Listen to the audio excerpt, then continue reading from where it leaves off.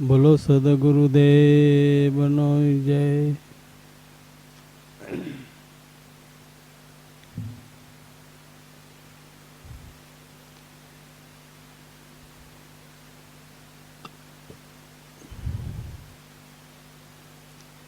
કબીર સાહેબ કહે છે,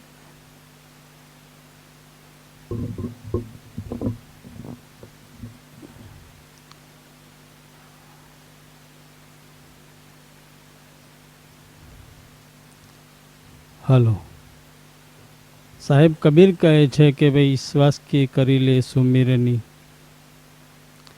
જપી લે અજંપાના જાપ. આ જીવનમાં જો ઉત્તમમાં ઉત્તમ હોય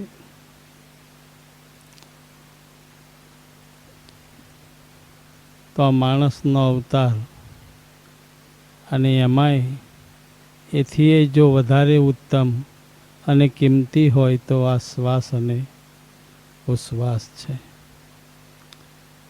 કોઈ પણ ભોગે આની કિંમત આ જીવ ચૂકવી શકતો નથી.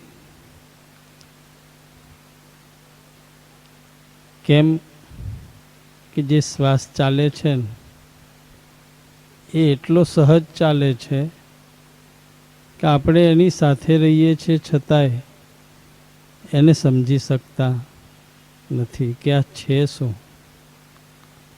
એટલો સહજતાથી આપણા શ્વાસ શરીરમાં આ શ્વાસ ચાલે છે કે જેને લઈ અને આપણું જીવન ચાલે છે. એને લઈ અને જગતના તમામ વ્યવહાર ચાલે છે.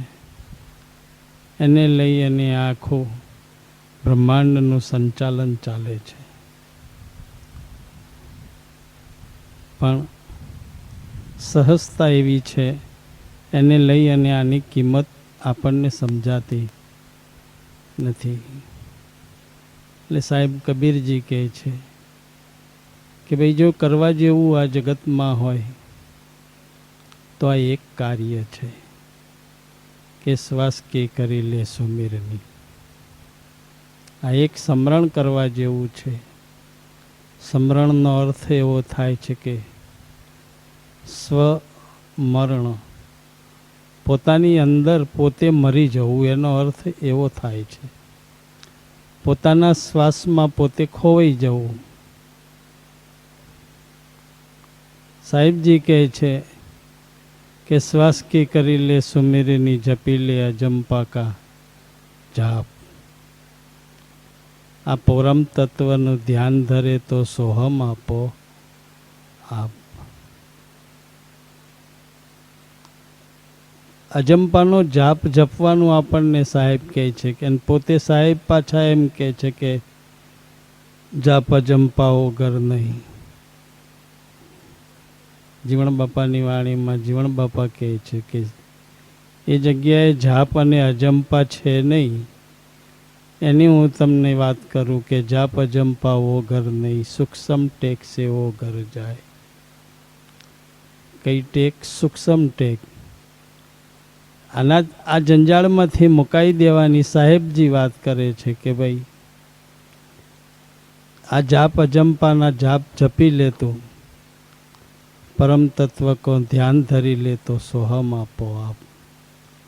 પરમ તત્વ છે એ આ જાપ અજંપાથી અનુભવાય છે. પરમ એટલે ઊંચામાં ઊંચું તત્વ,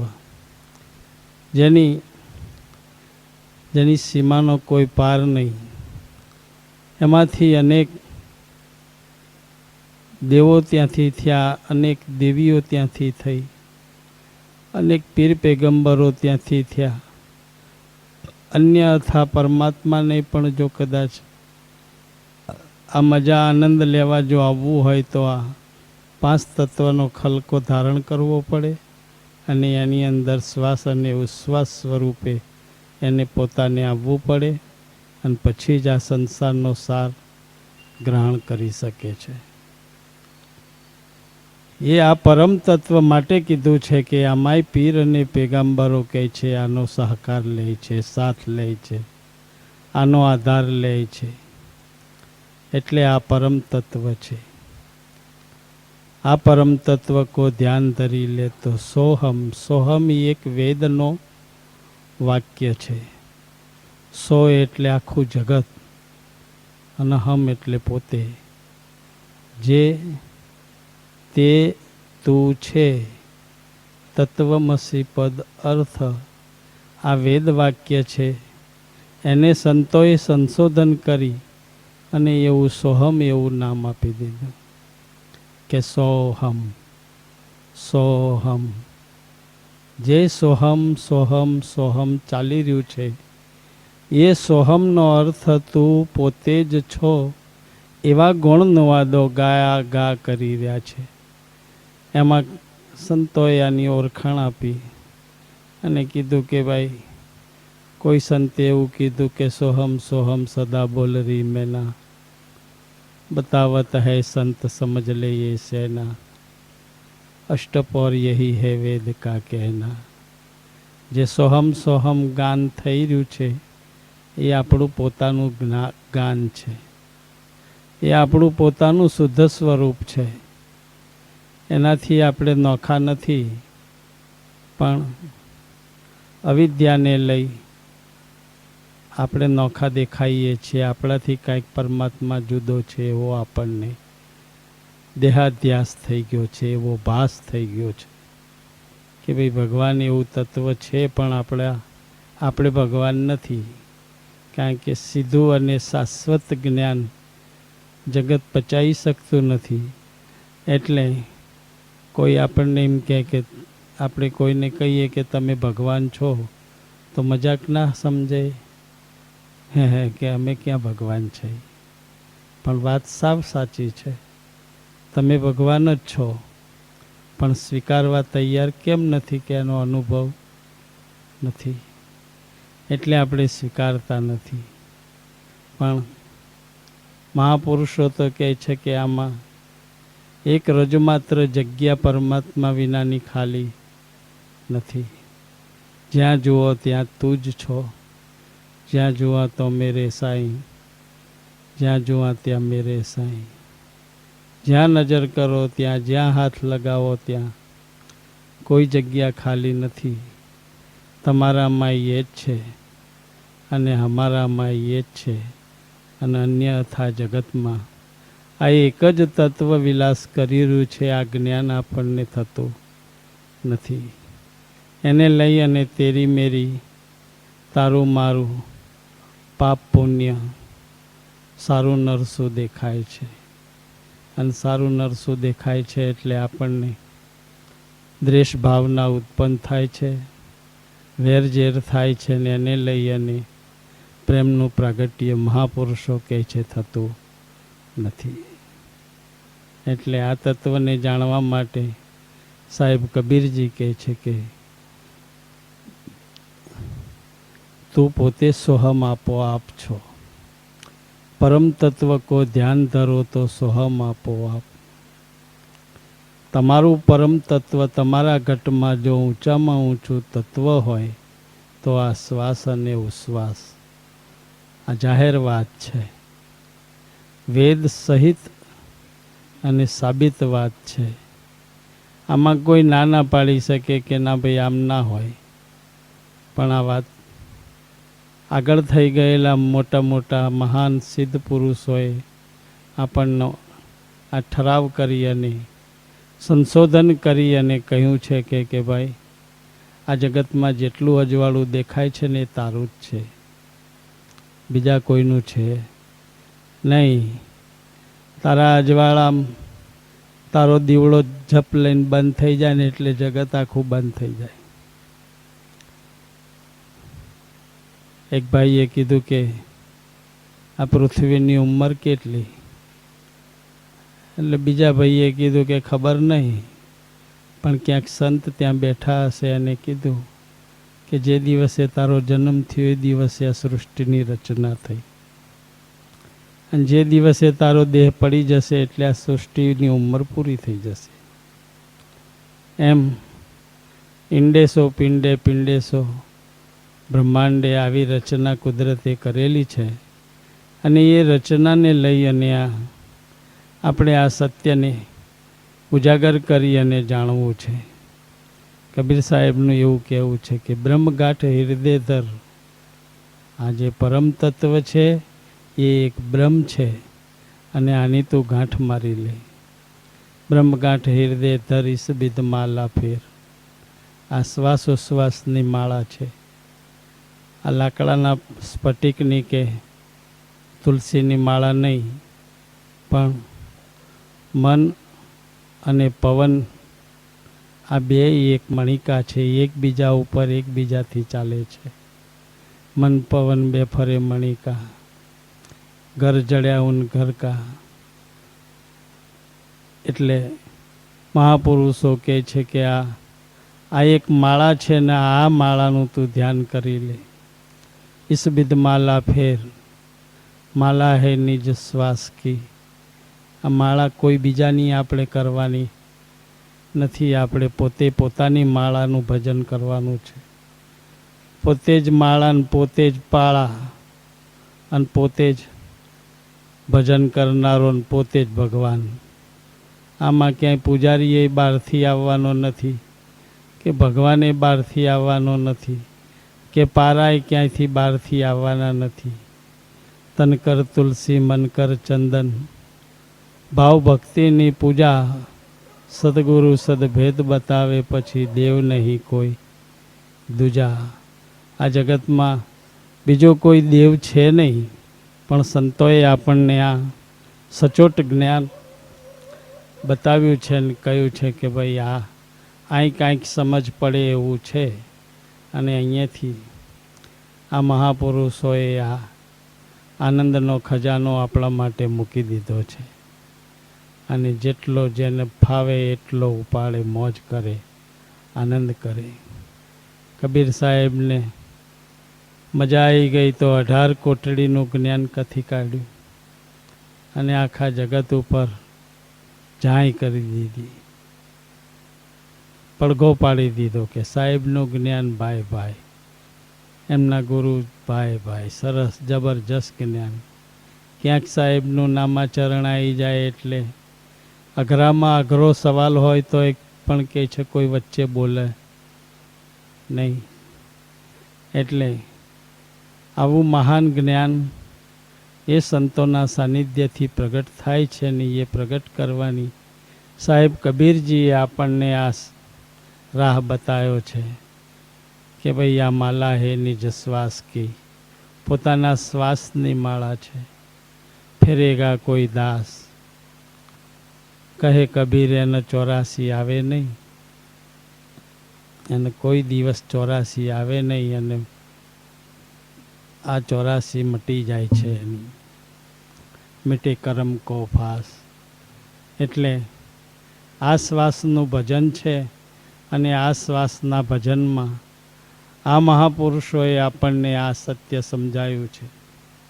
એટલે આવા સત્ય સનાતન આપણા સિદ્ધ મહાપુરુષોએ આપણને આ ઉજાગર કરી અને આ ધ્યાન લક્ષ્ય કરવાનું કીધું છે.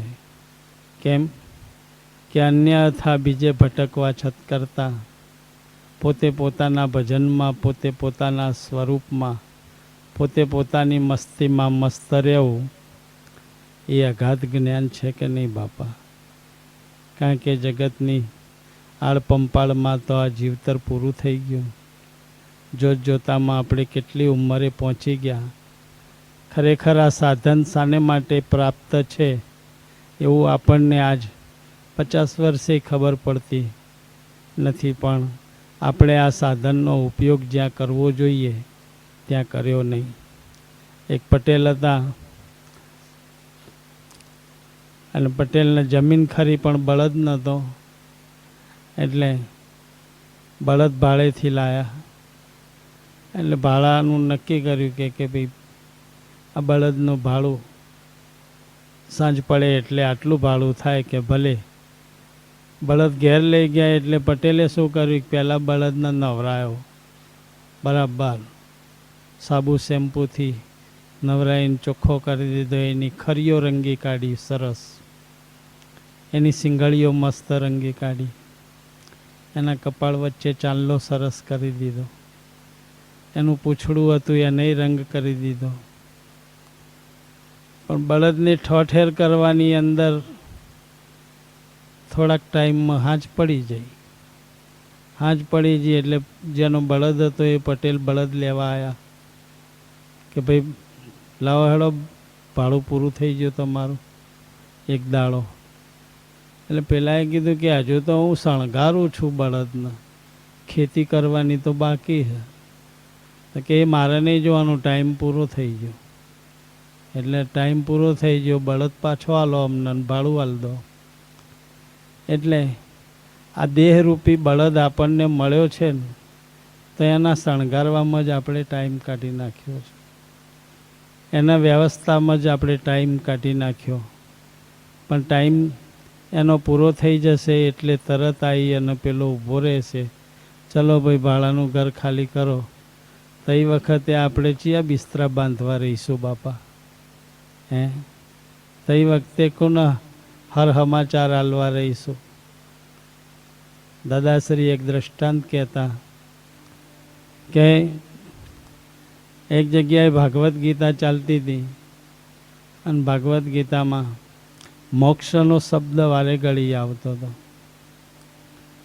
કે ભાઈ આ રીતે જીવન જીવવામાં આવે તો કે છે મોક્ષની પ્રાપ્તિ થાય, આ કાર્ય કરવામાં આવે તો મોક્ષની પ્રાપ્તિ થાય, આવું જીવન હોય તો મોક્ષ મળી જાય. એટલે એમાં 200-500 માણસોમાંથી 2-5 માણસોએ આનો વિરોધ કર્યો અને કીધું કે બાપા પહેલાં તો અમને મોક્ષ એટલે શું એ સમજાવો, પછી આગળ વાત ચાલે. એટલે કે મોક્ષ મોક્ષ મોક્ષ, તમે હાથ દાડાની કથા લઈને બેઠા છો, જાણ તાણ મોક્ષ મોક્ષની વાત કરો છો. આજે તો મોક્ષ અમને સમજાવી દો. એટલે કે ભાઈ સાંભળો, આજે આપણા 7 દિવસ પૂરા થાય અને કાલે છેલ્લો દિવસ છે. એટલે કાલે આપણો મોક્ષ વેચવાનો છે, એ બધા તૈયાર થઈને આવી જજો. જેને જેને મોક્ષ લેવાનો હોય એ બધાય તૈયાર થઈને આવી જાઓ. એટલે પેલા ચર્ચા કરનારા અંદર અંદર એકબીજાના મોઢા જોવા મળ્યા કે મોક્ષ તે શું કોઈ ચીજ હશે, કોઈ વસ્તુ હશે, કોઈ થેલી માલ છે કે બૈણી માલ છે, હે માલ છે? મોક્ષ શું છે? એટલે કે ભાઈ મને ખબર નહીં. ઓલાને પૂછ્યું કે મને ખબર નહીં. પણ આપણે બાપુને જ પૂછી જોવાના મોક્ષ માટે શું કરવાનું? કોઈ સામાન થેલી બેલી લઈને આવવાનું? બાપુને પૂછ્યું કે બાપા મોક્ષ તમે હેમાં હાલવાના છો? એટલે બાપુ ઘડી 2 મિનિટ ચૂપ રહ્યા કે ભાઈ મોક્ષ પાત્રમાં અપાય. એટલે કે પાત્ર એટલે શું? એટલે કે પાત્ર એટલે સાધન. અને પણ સાધન એટલે તો આ વાહન ચાલે એ નહીં સાધન કહેવાય. એટલે કે એ સાધનમાં આપવાનું છે. એટલે કે તમારો જો મોક્ષ લેવાનો હોય તો કાલે તમે ઘરવાળાઓને ભલામણ કરજો, હગાવાલાઓને મળી લેજો, કુટુંબ કબીલા જોડે વાતચીત કરી લેજો અને શાંતિથી બધા જોડે વાતચીત કરી ભલામણ કરી લેતી દેતીના વ્યવહારો એકબીજાના હાલ્યા મૂક્યા હોય આપવા લેવાનું એ પૂરું કરી દેજો. અને કાલ સવારે 11 વાગે આવી અને સામે બેસી જજો. પેલા બીજા દાદા હતા એ કે બાપુ આ મોક્ષના આને શું લાગુ પડે? લેતી દેતીના વ્યવહારના હાલવું મેળવું લેવું, પોતપોતાનું જે ભલામણ કરવી ને આ બધું આ મોક્ષને ક્યાં લાગુ પડે? એટલે બાપુએ કીધું કે મોક્ષ જે ઘડીએ તમને મોક્ષ આપવામાં આવશે એ ઘડીએ તમારો દેહ પડી જશે કે તો અવળે રવા દો. તો અવળા મોક્ષ જોઈતો નથી. એમ જગતના જીવો ઓળખ્યા પાળખ્યા વગર એવા માર્ગ ઉપર ચડી જાય છે કે જેને ખોટો અનુભવ થાય છે અને જથાર્થ વસ્તુ એનો અર્થાર્થ નહીં સમજતા એ ગેરમાર્ગે દોરાઈ જાય છે. એટલે સમજી જાણી બૂજી અને પોતે પોતાના રસ્તા ઉપર ચાલતા હોય તો એને કોઈનો ડર લાગતો નથી. એ નિર્ભયતાથી પોતાના માર્ગ ઉપર ચાલ્યો જાય છે. મીરાના રાણાજીએ કીધું કે કહો તો મીરાજી તમને રાજસિંહાસન ઉપર બેહાડું, તમે કહો તો 5-25 પટરાણીઓ તમારી જોડે સેવામાં મૂકી દઉં, પણ તમે આ સાધુડાઓના સંગે ફરવાનું મૂકી દો. તમે તો રાજની રાણી છો, તમને આ બધું શોભે નહીં અને છાનામાના ઘર ચાલીને બેહી રહો. એટલે મીરાબાઈએ શોર્ટકટમાં જવાબ આપી દીધો કે રાણા, મારે આ બધું જોઈતું હોય તો મારા ઘેર આ બધું ક્યાં નહોતું. મારા ઘેરે રાજપાટ ને બધું હતું, ત્યાંય મને આ બધું મળતું હતું. પણ ઊભી બજારે હાથી હાલ્યો જાય, એમાં શ્વાન ભસે તો એની કાંઈ લજાવો જાય? હાથીના આબરૂ જાય, કૂતરા ભાવ તો. એટલે હે રાણાજી, એ વાતનો થયો છે મને દોષ કે આ ઘોડેથી ઉતારીને ગધાડે બેહાડો છો. હાલ જે જગ્યા ઉપર હું છું એ ઘોડા ઉપર બેઠી છું, અને હવે અહીંયાથી ઉતારીને તમે મને ગધાડે બેહાડો છો. ભલા માણસ, એટલે તમે તમારું કાર્ય કરો, હું મારા જગ્યા ઉપર બરાબર છું. કેમ નિર્ભયતાથી જવાબ આપ્યો કે એ જે માર્ગ ઉપર ચાલતી હતી ને એ માર્ગ સાચો હતો. એટલે એને નિર્ભયતાથી જવાબ આપી દીધો કે ભાઈ હું જ્યાં છું ત્યાં બરાબર છું. કારણ કે ભક્તિનું પહેલું જ પગથિયું છે નિર્ભય પદ. તમે નિર્ભય જ ના થાવ, ભયભીત હોય તો ભક્તિ થશે જ નહીં, એવું કહે છે મહાપુરુષ. તમને ભય હશે તો ભક્તિ નહીં થાય. પહેલાં તમે જે માર્ગ ઉપર ચાલો છો એ માર્ગ ઉપર તમને ભય ના હોવો જોઈએ, નિર્ભય હોવા જોઈએ. એટલે નિર્ભય પદની પ્રાપ્તિ થાય છે. નિર્ભય થયેલ કોઈનાથી